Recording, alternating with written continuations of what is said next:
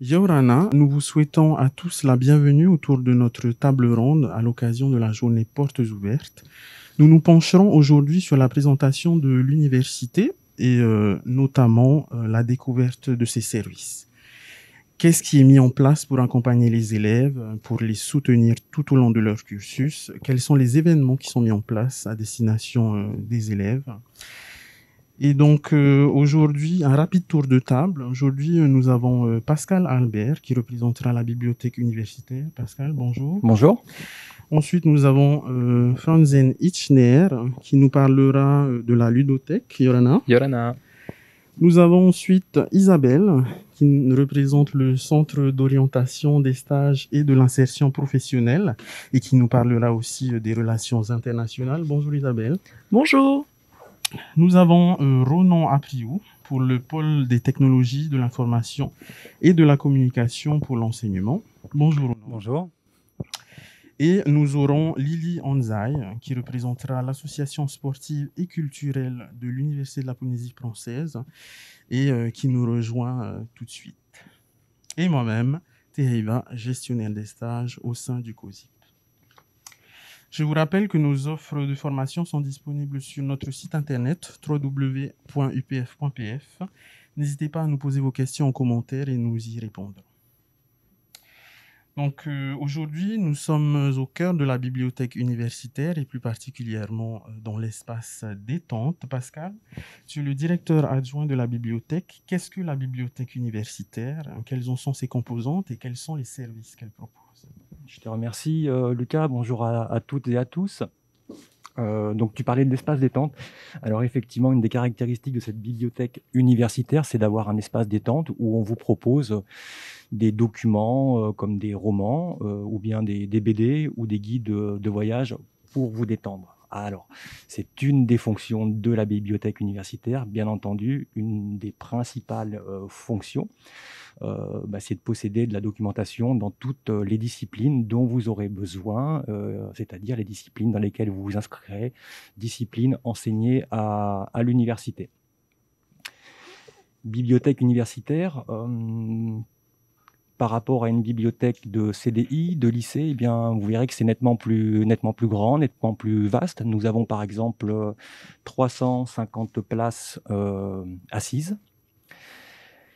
On vous accueille tous les jours de la semaine de 7h30 à 19h, y compris entre 12h et 14h. Ça aussi, c'est une spécificité de la bibliothèque universitaire. On vous accueille également le samedi de 8h à 16h et le fonctionnement est assez simple pour vous. Dès que vous aurez votre carte d'étudiant, vous pouvez venir à la bibliothèque et donc emprunter des documents. Et puis, tu évoquais, Lucas, les services. Alors, on vous propose à toutes et à tous de nombreux services sur place, mais aussi à distance par le biais du portail web de la bibliothèque. Parmi ces services, des services classiques comme le renouvellement de vos emprunts, comme la réservation d'ouvrages à distance. On propose aussi des services sur place rendus par des moniteurs étudiants qui vous rendent des services dans le domaine de l'informatique, de la connexion. Nous avons aussi un service spécifique qui vous intéressera si vous voulez vous inscrire en droit, c'est le tutorat en droit. Ce sont des étudiants recrutés par la bibliothèque et qui sont là tous les jours pour vous apporter une aide méthodologique. D'accord, merci Pascal. Est-ce que vous organisez, mettez en place aussi des événements à destination des étudiants ici à la bibliothèque? Est-ce que tu peux nous en parler? On a aussi une autre mission, une vocation, effectivement, c'est de faire vivre la bibliothèque, de l'animer. Donc, effectivement, c'est un lieu de vie à la base, de travail, mais aussi d'échange, de convivialité et de vie. Et effectivement, chaque année, nous organisons des événements, notamment des expositions. Sur les 2 dernières années, des grandes expositions d'art contemporain qui sont venues mettre en valeur les artistes locaux. D'accord. Merci Pascal. On passe maintenant la parole à Franzen, qui est vacataire au sein de la ludothèque, donc à Voilà. l'ESP. Alors, la ludothèque a ouvert ses portes en mars 2021. Est-ce que tu peux nous en dire un peu plus sur les services que vous proposez aux élèves? Alors, effectivement, depuis l'année dernière, la ludothèque a été ouverte. Moi, personnellement, je suis ludothécaire uniquement depuis cette année 2021-2022. Alors, on propose comme service des jeux de société où on peut venir entre amis ou simplement voilà, pour s'amuser avec les ludothécaires, jouer à des jeux de société. Mais principalement, cette ludothèque est faite pour les étudiants en master qui souhaiteraient par la suite devenir être professeurs des écoles ou professeurs du secondaire et des lycées. Euh, euh, pour être professeur. Ensuite, également, les étudiants de master peuvent emprunter des jeux à la ludothèque pour créer des outils chez eux d'animation et ensuite rendre plus facile l'apprentissage auprès de leur classe. D'accord.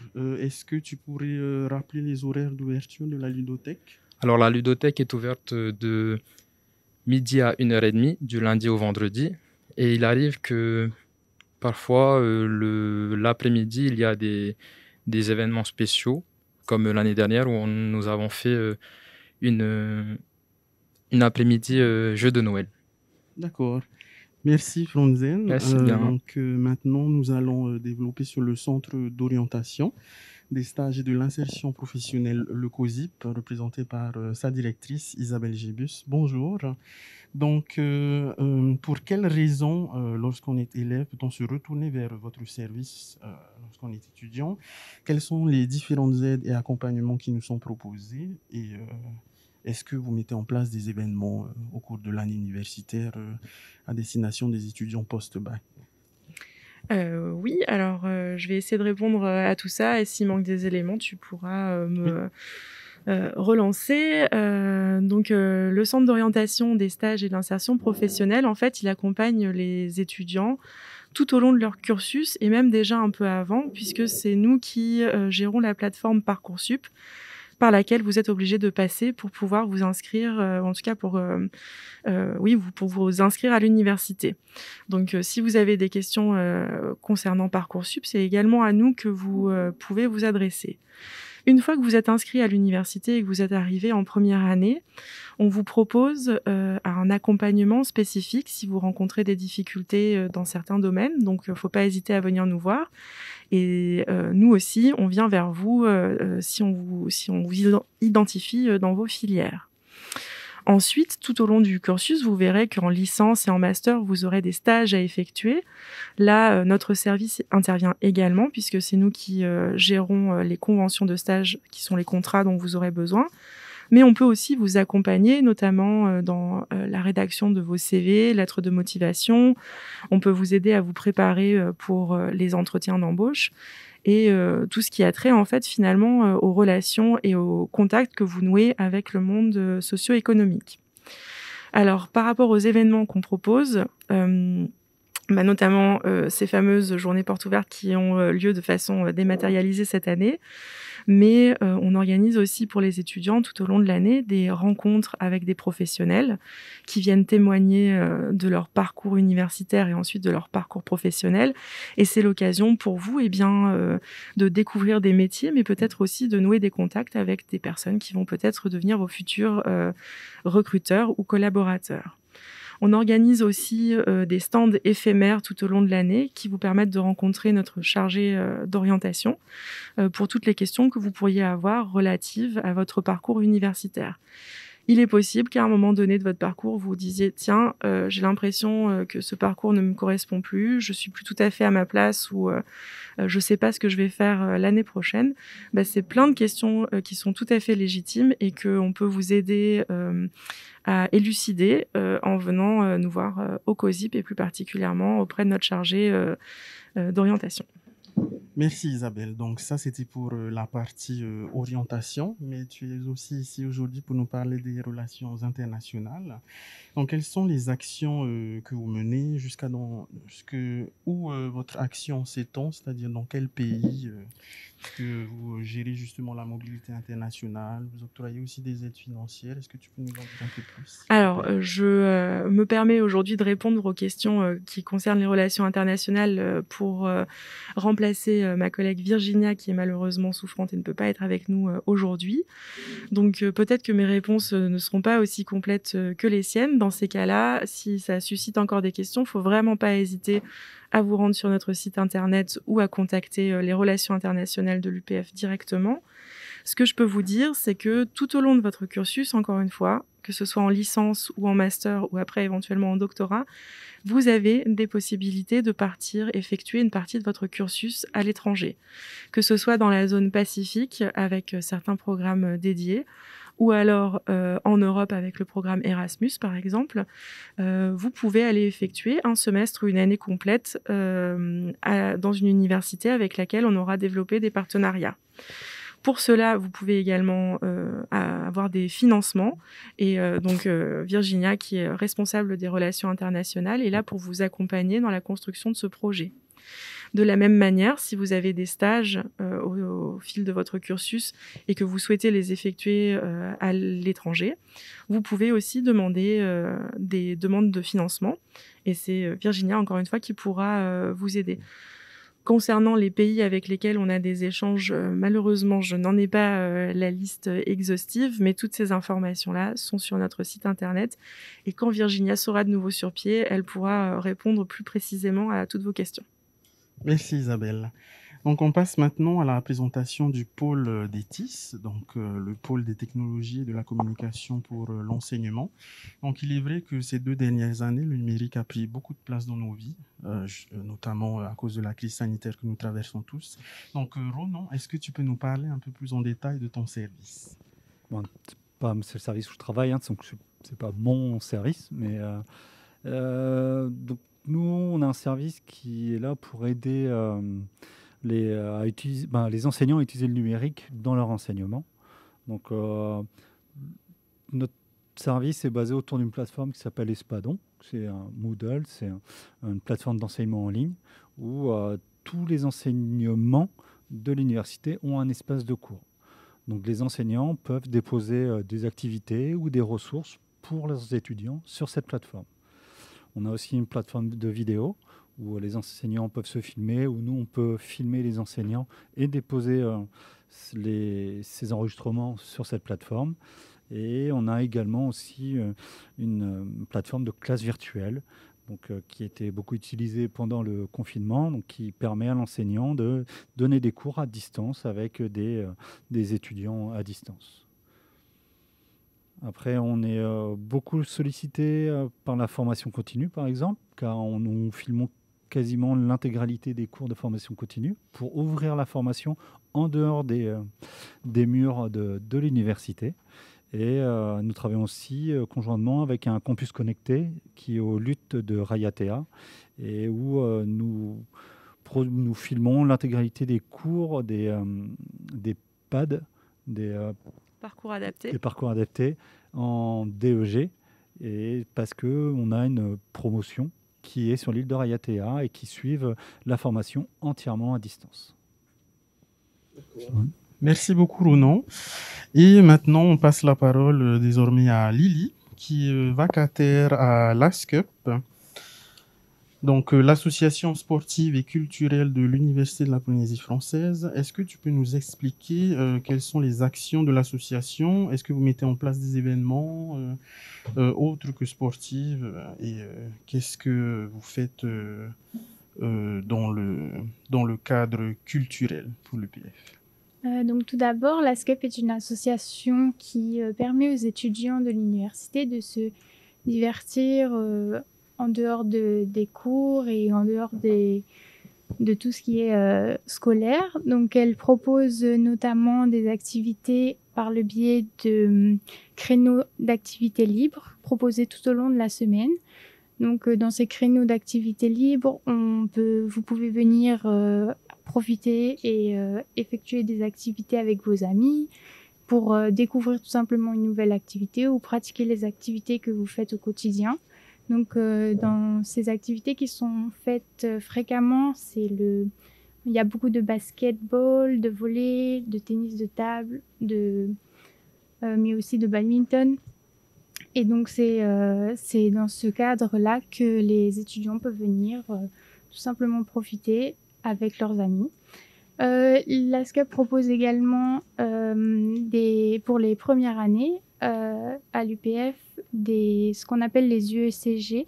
Donc ce sont des unités d'enseignement où vous pouvez choisir quelque chose un peu à part de vos études. Donc le sport est présent dans cette liste d'UECG. Il y a 8 domaines sportifs dans lesquels vous pouvez effectuer cela, notamment la danse tahitienne, le paddle, le basket, le volley et bien d'autres. Et concernant les événements, oui, la SCUP met en place de nombreux événements au fil de l'année, comme les nuits du sport notamment et Move pour ta santé, donc qui permettent d'animer le campus de temps à autre et faire vivre le campus et faire profiter aux étudiants de diverses activités.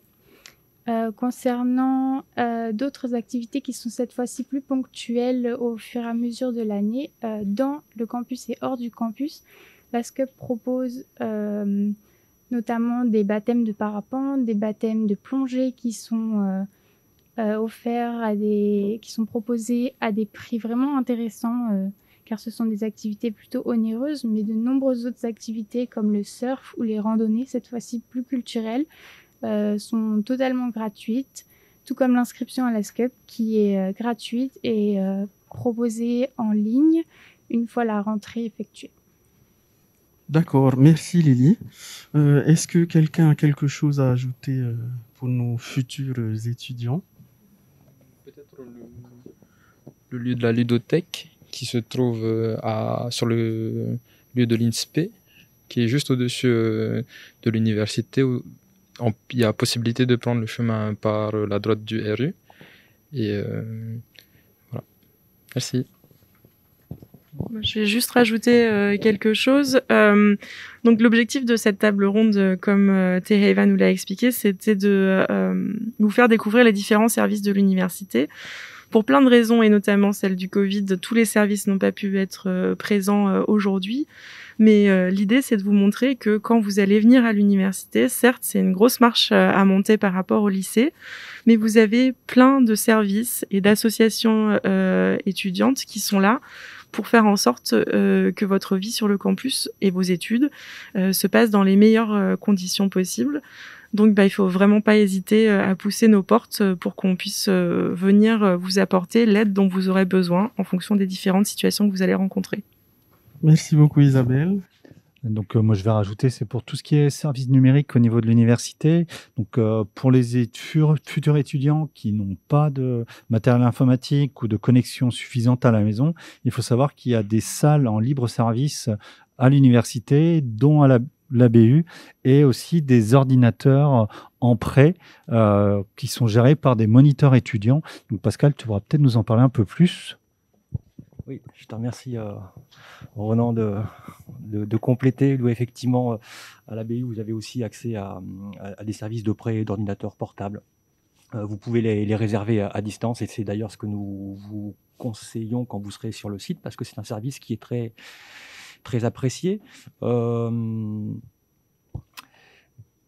La bibliothèque est vraiment un lieu d'opportunité pour vous et d'accueil. Donc dès maintenant, si vous le souhaitez, vous pouvez passer voir cette bibliothèque au sein de l'université, notamment le samedi. C'est une bibliothèque qui est ouverte à toutes et à tous.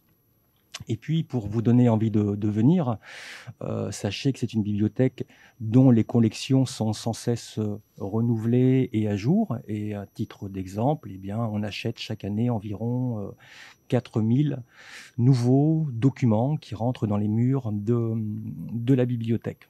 Voilà. Et pour vous donner une idée un petit peu de la quantité de documentation que l'on a, nous disposons actuellement de 100 000 documents papier. Mais nous disposons également de nombreux autres documents accessibles en ligne, presque une centaine de milliers de revues électroniques et autant d'e-books notamment. Donc vous voyez que quand vous allez arriver à l'université, c'est à la fois formidable d'avoir accès à toute cette documentation. C'est pour ça que je parlais d'une opportunité à saisir. Et nous, bibliothécaires, on vous aide. On vous aide à accéder tout au long de votre cursus et notamment lors de la première année. On vous aide à aller chercher l'information importante pour vous au moment où vous en avez besoin. Donc, on est une équipe de collègues et d'étudiants que nous recrutons à votre service tous les jours, comme je vous le disais tout à l'heure, afin de vous accompagner au mieux dans vos études. Merci Pascal. Donc c'est ainsi que se clôture notre échange autour de cette table ronde. D'autres services sont disponibles à l'université. Je pense notamment au service de la scolarité ou encore la MOVE, dont la présentation sera faite autour des 2 autres tables rondes de cette journée portes ouvertes, qui auront notamment pour thématique l'inscription, logement et bourse, et reprise, poursuite d'études, et enfin cliché sur l'EPF. Vous pouvez retrouver toutes les informations dont vous aurez besoin sur notre site internet www.upf.pf et vous pouvez suivre notre actualité sur notre page Facebook. Merci à tous de votre attention et à bientôt. Au revoir. Au revoir.